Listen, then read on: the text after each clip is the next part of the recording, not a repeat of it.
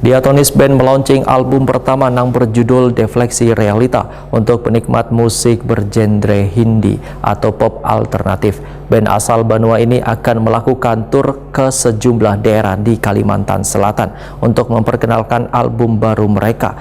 Dipilihnya lokasi kawasan wisata kuliner untuk memperkenalkan album pertama mereka ini dikarenakan pengunjung kawasan Kota Lama cukup tinggi dan berasal dari berbagai kalangan. Diatonis Band melaunching album pertama yang berjudul Refleksi Realita untuk penikmat musik bergenre Hindi atau pop alternatif. Band asal Banua ini akan melakukan tur ke sejumlah daerah di Kalimantan Selatan untuk memperkenalkan album baru mereka. Trisna, salah seorang personil Diatonis Band, Akun Prima TV malam Sabtu 15 November 2024 membedakan tur pertama launching album Diatonis Band pertama diperdengarkan di kawasan Banjarmasin tempo dulu atau Kota Lama Jalan Hasanuddin HM Banjarmasin Tengah. Dipilihnya lokasi kawasan wisata kuliner, ujar Trisna, lantaran memiliki potensi cukup tinggi untuk memperkenalkan album pertama mereka, dikarenakan pengunjung kawasan Kota Lama berasal dari berbagai kalangan.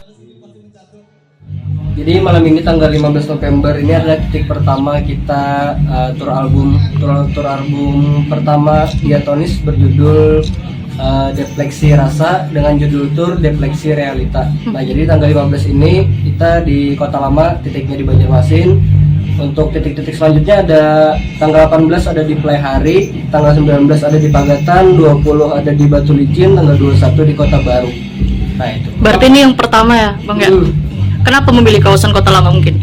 Kebetulan kita juga ada relasi di sini. Yang pertama di Hollow Lab Studio sama teman-teman Bang Derija, Bang Aulia, dan kebetulan ada relasi di sini, dan juga kita juga lihat lokasi di Kota Lama ini lumayan crowdnya lumayan bagus.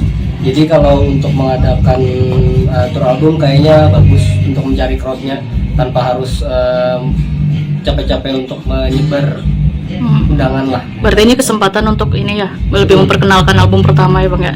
Betul, dan juga harapannya kan kenapa jadi di Kota Lama, karena yang datang di sini kan random, bukan cuma undangan-undangan yang kita undang, tapi ada orang-orang random yang nongkrong di sini. Karena memang kawasan Kota Lama kan memang selalu ramai biasanya, makanya harapannya supaya orang-orang yang random yang tiba-tiba lewat, tiba-tiba dengar lagu-lagu kita bisa tahu dan bisa lebih memperluas pendengar aja sih. Trisna menyatakan optimis band yang dibentuk dari kekanakan muda Banua ini bisa eksis dan kayak band-band lokal lainnya di Kalimantan Selatan.